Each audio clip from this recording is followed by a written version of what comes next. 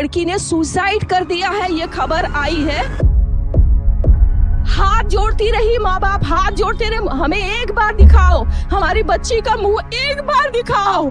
हमको नहीं दिखाया गया। But the horrific Kolkata rape and murder of a junior doctor was found dead inside a government-run medical college and hospital's seminar. दोस्तों स्वागत है आपका एक और वीडियो में और वंस अगेन हमारी रिएक्शन वीडियो है जिसका टाइटल है part 1 Kolkata horror why more RG Kars will keep happening unless SCAW Akash Banerjee and Rishi. और वंस अगेन भाई वीडियो का क्रेडिट जाता है द देशभक्त को और अपने आकाश भाई को। विचारों में मतभेद होते हैं लेकिन कहीं ना कहीं कोशिश हमेशा यही रहनी चाहिए कि जो सच हो उसके साथ चला जाए और कंट्री को फर्स्ट रखा जाए। पिछले दिनों कोलकाता में जो भी घटना हुई बहुत ही निंदनीय है, बहुत ही बुरी है। जितनी भी इसकी निंदा की जाए उतनी कम है और जो भी दोषी है उसके ऊपर जितनी कड़ी से कड़ी सजा दी जाए भाई उतना ही कम होगा। लड़की ने सुसाइड कर दिया है, ये खबर आई है।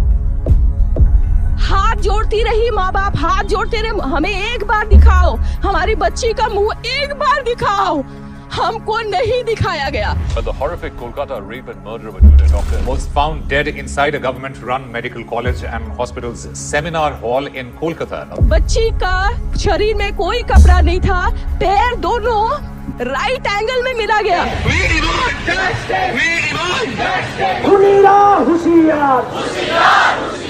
चश्मे को कूटा गया जिसकी वजह से आंखों से खून निकल गया, गला दबाकर मारा गया। कोलकाता में जो हुआ है उससे सिर्फ मेडिकल फ्रेटर्निटी नहीं, पूरा देश काफी शॉक्ड है। जिस तरीके की डिटेल्स आ रही हैं पोस्टमार्टम रिपोर्ट से, जिस तरीके की इंफॉर्मेशन आ रही है कि ममता बनर्जी सरकार ने इसको मिसहैंडल किस तरीके से किया, कवर अप करने की क्या कोशिश हो रही है, उससे ऑब्वियसली लोग, खासा कि डॉक्टर्स काफी नाराज हैं, स्टूडेंट्स काफी नाराज हैं।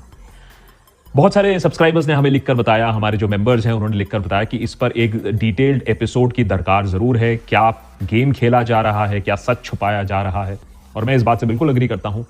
क्या इस पर कोई सोल्यूशन है? लेकिन और इस चीज पर मैं आपको आगाह करना चाहता हूं। एपिसोड तो हम ऐसे इश्यूज पर बनाते आए हैं, बनाते रहेंगे, लेकिन मैं आज आपको एक चीज पर आगाह भी करना चाहता हूं कि ये जो कांड हुआ है कोलकाता में, ऐसे कांड पहले भी होते आए हैं और होते भी रहेंगे हमारे आउटरीच के बावजूद। सोल्यूशन है, और सोल्यूशन के बारे में मैंने एक बार पहले बात की, आज मैं फिर से बात करना चाहूंगा, लेकिन शायद कोई सुनने को राजी नहीं होगा, लेकिन तब भी सोल्यूशन देने की भी कोशिश करूंगा।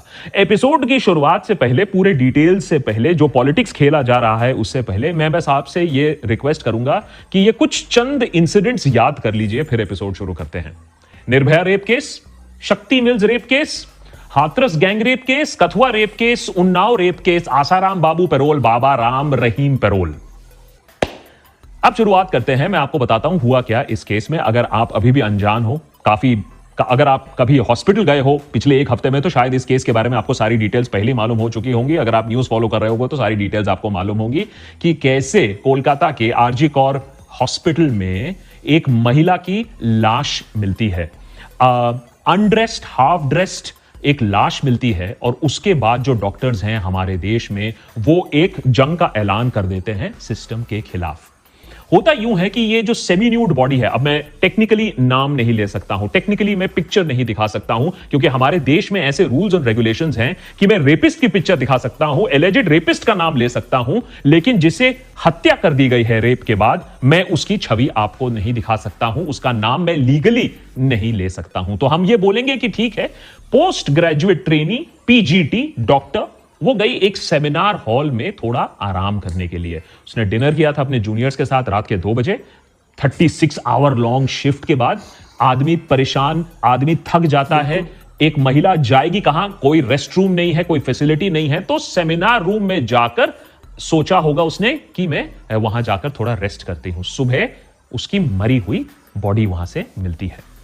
जो फर्स्ट कॉल किया गया था, देखिए शक की सुई कैसे शुरुआत होती है, फर्स्ट कॉल से। आप सोचिए कि कवर अप, जो लोग कह रहे हैं कि रेप और मर्डर तो हुआ है और एक अरेस्ट भी हुआ है, लेकिन कवर अप कैसे पॉइंट 0 से शुरुआत हो गई थी। जो फर्स्ट कॉल किया जाता है कोलकाता डॉक्टर के इस मर्डर रेप केस में, फैमिली को बताया जाता है कि महिला की मौत सुइसाइड से हुई थी, और इससे पूरी कहानी शुरू होती है रेप की, मर्डर की, गैंग रेप की, कवर अप की, पॉलिटिकल पेट्रोनेज की।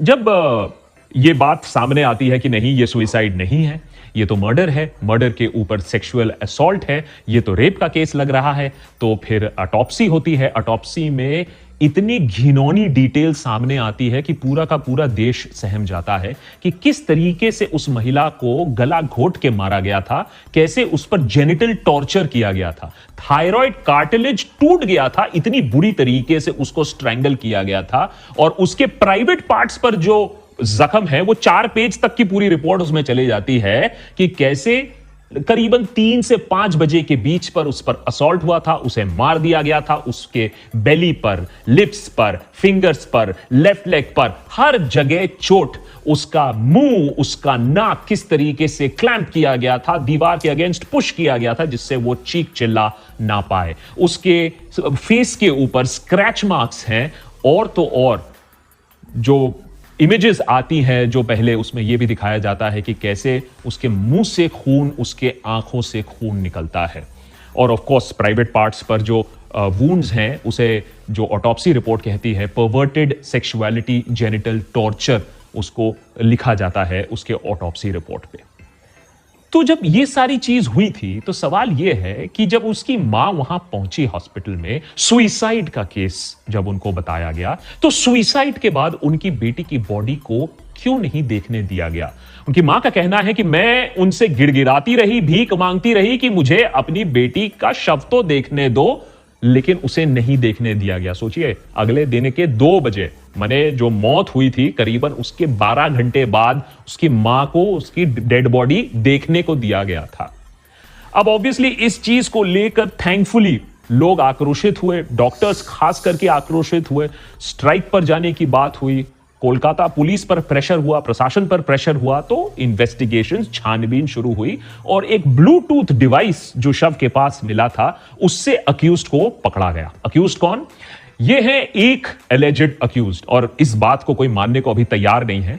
डॉक्टर फ्रेटर्निटी में तो डेफिनेटली कोई बात ये मानने को तैयार नहीं है कि ये संजय रॉय जो है यही है ओनली अक्यूज्ड। लेकिन एक अक्यूज को अरेस्ट किया गया था, हो सकता है इसके पीछे बड़ा षड्यंत्र है। संजय रॉय सीसीटीवी फुटेज में दिखाई देते हैं, सस्पिशियसली सेमिनार हॉल के आसपास मंडराते रहते हैं, और उनको देखा भी जाता है कि फ्राइडे की अर्ली मॉर्निंग, मैंने भोर सवेरे हॉस्पिटल एरिया से वो निकल रहे थे।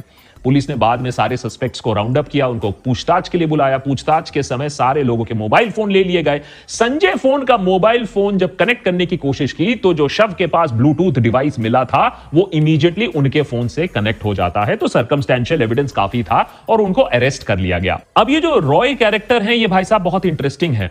ये तो अपने आप को ऑलमोस्ट एक कॉप ही समझते थे और अरेस्ट होने के बाद भी इनकी जो अकड़ है वो गई नहीं।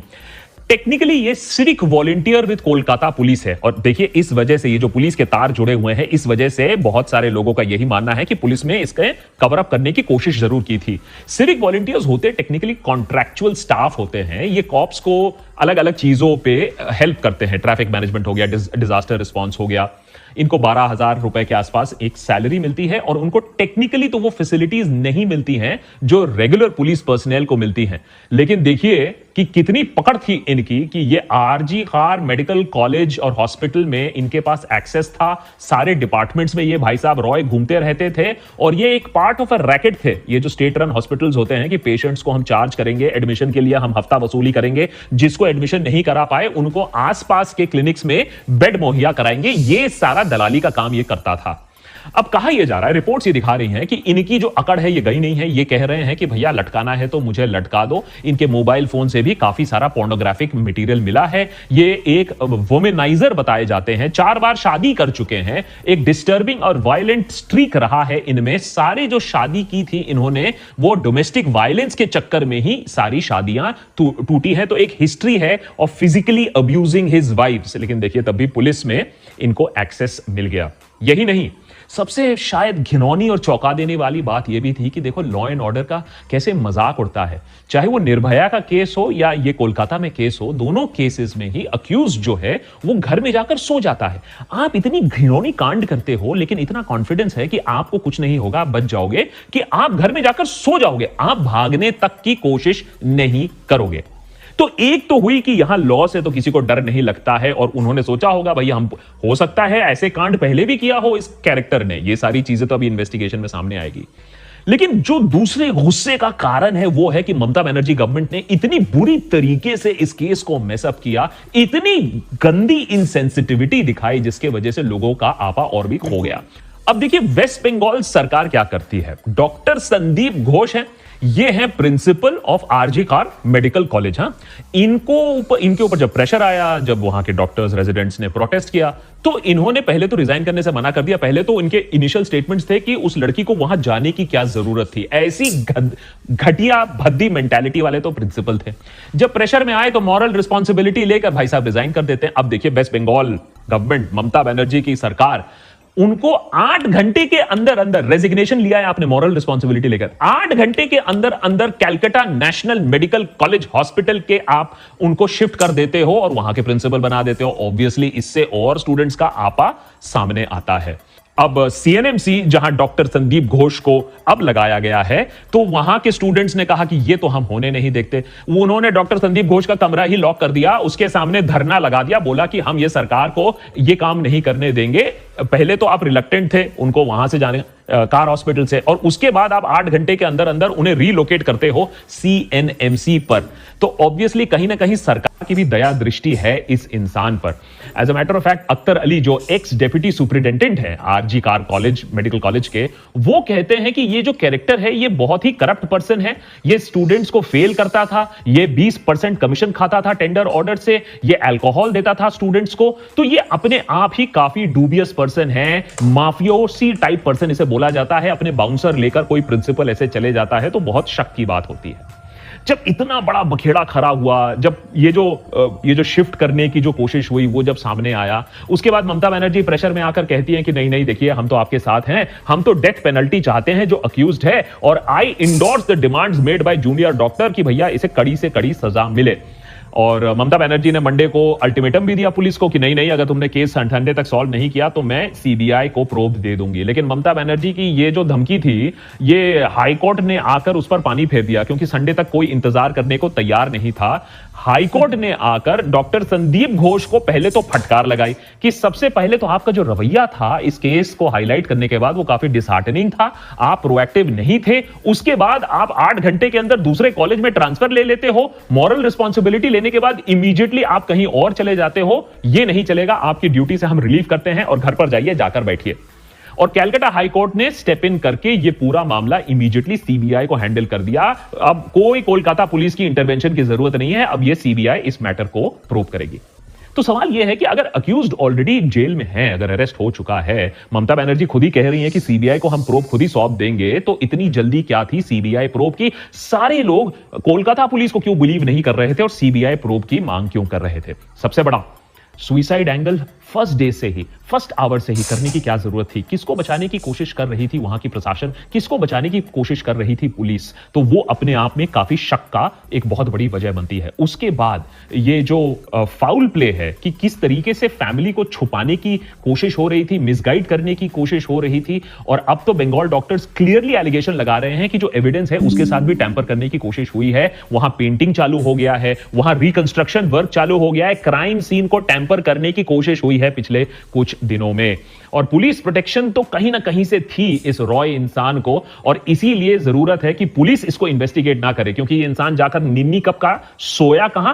पुलिस बैरक्स में जाकर। सोचिए, रेप करने के बाद बंदा जाता है पुलिस बैरक्स में सोने के लिए, तो आप सोचिए कि उसके पुलिस के तार कैसे जुड़े हुए हैं। और साथ ही साथ ममता बनर्जी ने एक फ्रॉड सा एक इंक्वायरी पैनल बैठाया 11 मेंबर का, जिसमें इंटर्न्स भी भरे थे। उस इंक्वायरी पैनल में किसी को भी भरोसा नहीं था, ना कोर्ट को भरोसा था और ना जनता को भरोसा था। लेकिन ये जो प्रोटेस्ट हम देख रहे हैं, जो नेशन वाइड प्रोटेस्ट देख रहे हैं, बाय द वे याद रखिए ये सिर्फ एक केस की वजह से नहीं है, ये एक ट्रेंड बन चुका है कि किस तरीके से मेडिकल फ्रेटर्निटी पर अटैक्स काफी बढ़ चुके हैं। एम्स दिल्ली की ओपीडी में अभी तो कोहराम मच गया पिछले कुछ दिनों में जब डॉक्टर्स ने वहां स्ट्राइक ज्वाइन कर लिया। सॉलिडारिटी बाकी शहरों में भी काफी डॉक्टर्स ने दिखाया है, नॉन इमरजेंसी सर्विसेज को बंद करके। कोलकाता में तो पिछले कुछ दिनों में इमरजेंसी सर्विसेज भी बंद हो गई थी, तो वहां ऑब्वियसली लोगों को काफी दिक्कत आई है। लेकिन डॉक्टर्स ने भी यह बोला है कि अब हमारा जो सब्र का बांध है वो टूट चुका है। उधर एम्स दिल्ली ऑफिशियल्स ने वार्न किया है रेजिडेंट डॉक्टर्स को, अगर आप ज्यादा प्रोटेस्ट करोगे तो फिर आपके ऊपर भी कार्रवाई हो सकती है, क्योंकि ये अगेंस्ट द लॉ है। लेकिन लेकिन ये बात भी सच है कि वायलेंस अगेंस्ट द डॉक्टर्स अगर आप देखो, अगर आप परसेंटेज भी अगर आप देखो तो काफी ज्यादा हो रहा है। दुनिया में सबसे ज्यादा में से हम काउंट हो रहे हैं। एक सर्वे कहती है China 85% of doctors have experienced workplace violence, और वहीं इंडिया का वो आंकड़ा 75% है। आप सोचो 75% डॉक्टर्स के ऊपर कभी ना कभी किसी ना किसी तरीके से फिजिकल वायलेंस, मैं वर्बल की बात नहीं कर रहा हूं, किसी ना किसी तरीके से वर्कप्लेस वायलेंस हुआ है। तो कहीं ना कहीं तो इसको ठीक करने की, इसको एड्रेस करने की जरूरत है। और ये जो हुआ है, जो कोलकाता में हुआ है, वो उसका वर्स्ट ऑब्वियसली एग्जाम्पल है। इसीलिए आईएमए कह रही है कि देखिए 2-4 चीजें तो करिए, सारे जो हॉस्पिटल्स हैं अक्रॉस द कंट्री उन्हें सेफ जोन डिक्लेयर करिए, और सेफ जोन को इन्फोर्स करने के लिए गवर्नमेंट हॉस्पिटल्स में police camps, adequate security personal लगाइए। नॉट ओनली दैट, बड़े जो प्राइवेट हॉस्पिटल्स हैं उनमें भी सिक्योरिटी इंतजामात हो, सीसीटीवी कैमरास हो वल्नरेबल पॉइंट में। 25 स्टेट्स में law on attack on doctors and hospitals है, तो एक लॉ तो है पेपर पर, लेकिन उससे कोई ऑन ग्राउंड पर इंपैक्ट मेरे ख्याल से ज्यादा नहीं पड़ता है। तो प्रॉब्लम जरूर है, डॉक्टर्स काफी गुस्सा हैं, लोग भी काफी शॉक्ड हैं। लेकिन इस केस के बाद भी मैं क्यों बोल रहा हूं, और आप मुझे मारोगे मैं जानता हूं, लेकिन तब भी मैं बार बार इस चीज को क्यों रिपीट कर रहा हूं कि ये इंसिडेंट्स फिर से होंगे। ये इसलिए होंगे, और मेरी जो नेगेटिविटी है और जो मेरी पेसिमिज्म है उसको जरा माफ करिएगा, ये इसलिए होंगे क्योंकि हम बार बार ऐसी चीजें कवर करते आए हैं, इनजस्टिसेस कवर करते आए हैं। लेकिन प्रॉब्लम यह है कि हमारा जो आउटरीच है ना, वो सिर्फ 2 दिनों के लिए होता है। मैं ज्यादा पीछे नहीं जाऊंगा, वैसे तो 6 साल की हिस्ट्री हम इस चैनल पर आपको दिखा सकते हैं, लेकिन मैं सिर्फ इसी साल की बात करता हूं। और मैं आपसे पूछूंगा कि इन चीजों के बारे में आप मुझे अभी का स्टेटस बता दीजिए, इन चीजों के बारे में आप मुझे अपडेट बता दीजिए, इन चीजों के बारे में आप मुझे बता दीजिए कि क्या एक्शन लिया गया था, आपके आउटरीच का क्या हुआ, इन चीजों पर अटेंशन देकर, फोकस कर 2 दिन आउटरीच कर। लद्दाख प्रोटेस्ट से शुरुआत करते हैं। फार्मर प्रोटेस्ट एंड डिमांड्स की अगर हम बात करें, एमएसपी की इशू की बात करें, इलेक्टोरल बॉन्ड जो स्कैम जो एक्सपोज किया सुप्रीम कोर्ट में, उसके बाद क्या हुआ, प्रज्वल रेवन्ना के साथ क्या हुआ, संदेश खाली में आप लोग ने बहुत सारा और मैंने आउटरीच किया, एपिसोड बनाया, उसमें क्या हुआ, Pune Portia hit and run case में हमने मल्टीपल एपिसोड्स बनाए और पुलिस ने भी कहा हम पूरा एक्शन लेंगे, उसमें क्या हुआ, कोटा सुइसाइड जो हर दूसरे दिन रिपोर्ट होते रहते हैं, उसमें क्या हुआ, दिल्ली फ्लड हो गया, गुरुग्राम डूब गया, उस पर किसी पर एक्शन हुआ, यूपीएससी एंट्रेंस स्कैम साफ सबको दिखता है कि किस तरीके से ओबीसी सर्टिफिकेट और डिसेबिलिटी सर्टिफिकेट लेकर लोग यूपीएससी, सबसे प्रेस्टिजियस यूपीएससी को भी स्कैम बना के रखा है, उसका क्या हुआ, नीट में सबको मालूम है पेपर लीक हुआ, उसका क्या हुआ, और ये जो रिसेंटली यूपीएससी स्टूडेंट बेसमेंट में मारा गया, उस पर क्या कार्यवाही ली, एक्सेप्ट आपने एक एमसीडी के छुट्टू मुट्टू कर्मचारी को सस्पेंड कर दिया। तो सरकार भी कहीं ना कहीं जानती है कि हमारी औकात कितनी है। हमारी औकात है कि 2 दिन हम आउटरीच जरूर कर लेंगे और एपिसोड्स हम बना सकते हैं, लेकिन अल्टीमेटली सीबीआई आने से लोग ये जानते हैं कि ठीक है सीबीआई आ गई है, अब तो मामला सॉर्ट हो जाएगा, हमारा गुस्सा शांत हो जाएगा। लेकिन सीबीआई कोई शर्लक होम्स है क्या? क्या सीबीआई स्कॉटलैंड यार्ड से भी आगे चली गई है कि सारा क्राइम, तो खैर स्कॉटलैंड यार्ड भी नहीं कर पाती है, वो छोड़ दीजिए, और इसके ऊपर उसके ऊपर हम फिर पॉलिटिक्स खेलेंगे और बोलेंगे कि देखिए ये पार्टी फलाना, ये पार्टी डिमका, और उसके ऊपर इन सब चीजों पर पॉलिटिक्स खेला जा रहा है। जबकि सच तो यह है कि हमारे देश में कोई भी पॉलिटिकल पार्टी नहीं है जो मॉरल सुपीरियरिटी क्लेम कर सके ऑन विमेन सेफ्टी, या दिखा सके कि उनकी ट्रैक रिकॉर्ड विमेन सेफ्टी को लेकर अच्छा है। वैसे बोला जाता है कि कोलकाता विमेन के लिए ज्यादा सेफ हुआ करता था, मे भी एक जमाने में हुआ करता था, अब तो नहीं है, तो इसके लिए टीएमसी को भी लताड़ा जा रहा है। उधर बीजेपी को ज्यादा खुश होने की जरूरत नहीं है, क्योंकि हम आए दिन रिपोर्ट देख रहे हैं कि कैसे कैसे लोगों को बार बार बेल मिल रही है। और अभी लेटेस्ट डेरा चीफ गुरमीत सिंह भैया 21 डेज पेरोल उनको फिर से मिल गया, 245 days in the last 4 years तो वो जेल से बाहर रहे। अगस्त में 21 डेज, अगस्त जनवरी 2024 में 50 डेज, नवंबर 2023 में 21 डेज, जुलाई 2023 में 40 डेज, जनवरी 2023 में 40 डेज, 2020-2022 के बीच में 83 डेज। तो भैया आदमी जब इतना हाई प्रोफाइल केस होने के बाद मर्डर रेप के चक्कर में अंदर जाता है और वो जेल से कभी कभी बाहर ऐसे आ जाता है कि कभी कभी हम जेल में टाइम कटा लें, तो फिर लोगों में क्या विश्वास रह जाएगा लॉ का, क्या डर रह जाएगा लॉ का। और इसीलिए मैं कहता हूं सोल्यूशन है। सोल्यूशन ये है कि रेपिस्ट कम से कम डरे, रेप करने से पहले रेपिस्ट कम से कम घर ना चले जाए और सो जाए कि मुझे कुछ होने वाला नहीं है। और जैसे कि हमारे देश में स्पेशलाइज्ड क्राइम और सीरियस क्राइम के लिए फाइनेंशियल फ्रॉड यूनिट्स हैं, हमारे पास ईडी है, उसी तरीके से महिलाओं में कॉन्फिडेंस जागृत करने के लिए और देश को महिलाओं के लिए सुरक्षित करने के लिए हमें चाहिए serious crimes against women unit, SCAW, अस्कॉ यूनिट। ये वो यूनिट होगी, जैसे ईडी है, ये वो यूनिट होगी जो सीरियस क्राइम्स अगेंस्ट वुमेन हुए हैं, जो शॉकिंग क्राइम्स हुई हैं अगेंस्ट वुमेन, उनको सिर्फ हैंडल करेगी। एक स्पेशलाइज्ड यूनिट जिनके पास वो फोर्स होगी, जिनके पास वो टेक्नोलॉजी होगी, जिनके पास वो टाइम होगा, क्योंकि याद रखिए आपका और हमारा आउटरीच सिर्फ 2 दिनों का होगा, लेकिन ये जो स्कॉ यूनिट होगी ये एक चीज को पकड़ेगी और उसको नतीजे तक ले जाएगी। और इसके अंडर अगर आप आ गए तो आपका बेल प्रोविजन और आपकी जो पनिशमेंट होगी वो भी दुगनी चौगनी हो सकती है। और मैं ये नहीं कह रहा हूं कि ये ईडी की तरह फिर एक पॉलिटिकल टूल बन जाए। एक ट्रांसपेरेंट तरीके से ओपन एंड शट केसेस को with solid proof, with public hearing आप इसको कर सकते हो, जिससे सोसाइटी में भी एक मैसेज जाए कि सरकार सो नहीं रही है। चाहे जो भी हो, अगर कोई हीनस क्राइम हुआ है, जो बर्बरता वाला जो क्राइम है, उसको सरकार छोड़ेगी नहीं, एग्जेम्पलरी पनिशमेंट दी जाएगी। हमारे एक लीगल सिस्टम में प्रॉब्लम यह है कि हम एग्जेम्पलरी पनिशमेंट में बिलीव नहीं करते हैं, और उसी के चक्कर में या तो कुछ लोगों का इनकाउंटर किलिंग हो जाता है या तो वो केस 100 साल तक चलता है। और इसीलिए शायद लोग इनकाउंटर किलिंग से भी बहुत खुश है कि चलो यही सही, ये वाला जस्टिस ही हमें मिल गया, क्योंकि वो 100 साल वाला जस्टिस तो नहीं मिलेगा।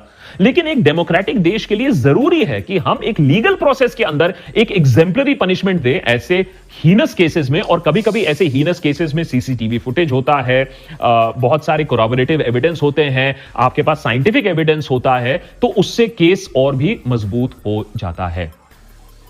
और फाइनली जाने से पहले मैं ये बोलना चाहूंगा कि ये जो लोग इसको इंटेलेक्चुअलाइज करने की कोशिश कर रहे हैं, इस प्रोटेस्ट को, वो ना करें। ये निर्भया 2 नहीं है। As a matter of fact, अगर आप इसको कोलकाता में जो हुआ है उसको निर्भया 2 बोल रहे हो, तो आप निर्भया को ही इंसल्ट कर रहे हो, क्योंकि निर्भया अपने आप में ये पूरा केस एक जोक बन चुका है कि इतना पैसा जो लगाया गया था फॉर वुमेन सेफ्टी, मेरे ख्याल से 7,000 करोड़ रुपए, उस रुपए का हुआ क्या? निर्भया 2 बोलने से सिर्फ एक ही चीज समझ में आता है कि निर्भया के बाद कुछ ना बदला। और ऐसी चीजें भी हो रही हैं। चलिए, नाइट मार्च होगा, रिक्लेम द नाइट होगा, इससे अवेयरनेस बढ़ सकता है। लेकिन अगर आप सस्टेन्ड इंपैक्ट चाहते हो तो आपको सरकार के ऊपर एक स्कॉ लाने की जरूरत है, एक स्कॉ यूनिट की, जो सीरियस क्राइम अगेंस्ट वुमेन को ट्रैक करेगी और उनको अपने अंजाम तक पहुंचाएगी और परपेट्रेटर्स को छोड़ेगी नहीं, क्योंकि हमारा आउटरीच 2 दिन बाद किसी और चीज पर चले जाएगा। तो भाई बहुत ही बेहतरीन एनालिसिस कहीं ना कहीं होती है। देखिए, मैंने कहा ना कि मतलब विचार बहुत अलग अलग हो सकते हैं, होते भी हैं, दैट्स फाइन, लेकिन जो मोटिव होना चाहिए वही होना चाहिए कि जो गलत है उसे गलत कहा जाए, जो सही है उसे सही कहा जाए। कुछ ऐसी चीज़ें हों जो समाज के वेलफेयर के लिए, समाज के लिए अच्छी हो, देश के लिए अच्छी हो। मैं इनसे जितने भी बातें इन्होंने करी है मैं एग्री करता हूँ। आप एग्री करते हैं कि नहीं करते हैं, प्लीज़ कमेंट बॉक्स में अपने ओपिनियन जरूर देना।